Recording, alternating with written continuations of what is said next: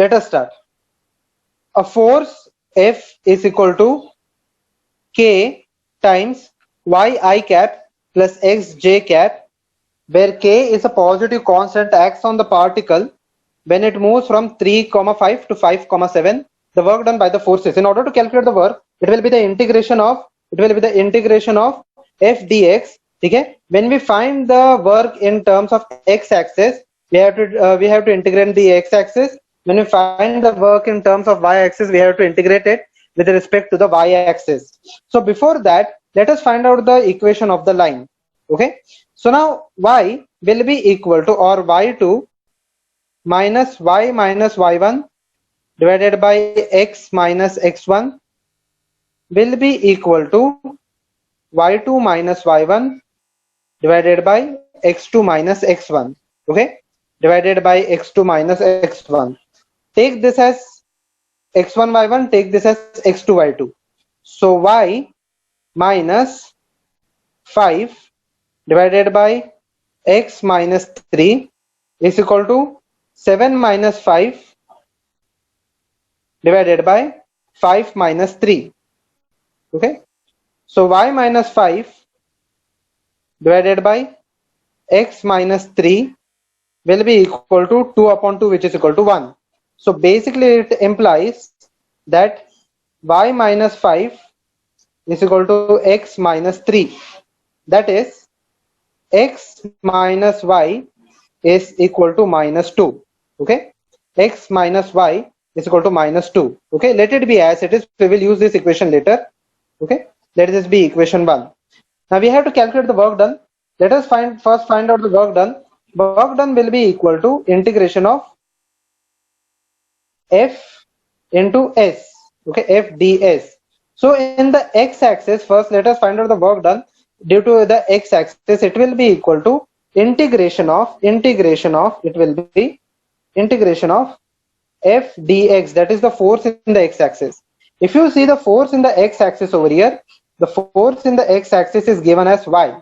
Okay, so it will be integration of y dx, but I do not know the value of y. Okay, if I want to integrate it with respect to dx, I want to calculate, first write down y in terms of x. So y will be equal to x plus 2. Okay, it will be integration of x plus 2. Now I can integrate this part. Okay, what are the limits of integration? The limits of integration over here are the limit of x ka limit hai 3 to 5. Okay, so it will be equal to 3 to 5. Okay, so when I integrate this part, it will be equal to x square divided by 2 plus 2x. Okay, it will be the integration. Limits will be from 3 to 5. So 5 square minus 3 square will be equal to 5 square minus 3 square will be equal to 16. 16 by 2 is equal to 8.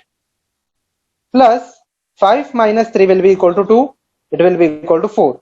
So work done in the x-axis due to the displacement in the x-axis will be equal to 12. Okay, 12. Let us see the next one. We have to find out the work done in the y-axis. If you see work done in the y-axis is equal to x. Okay, the force in the y-axis is equal to x. So work done in the y-axis will be equal to integration of x dy. Ab x ka value in terms of y will be equal to y minus 2. Okay, it will be equal to y minus 2. I am deriving this from the left hand side equation. Dy. When I integrate this part, it will be equal to y square divided by 2 minus 2y.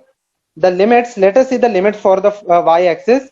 Lower limit have 5, upper limit have 7. So it will be equal to, the lower limit is 5, upper limit is 7. Okay, so basically it will be equal to yahan pe y square, 7 square which is 49, 5 square which is 25.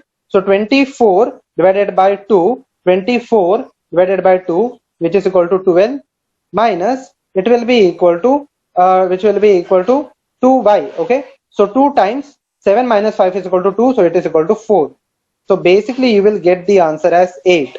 Okay, so 12 and 8.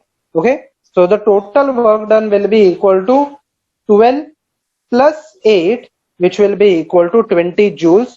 20 joules. It should not be K. Okay, it should be 20 joules. So option number is C.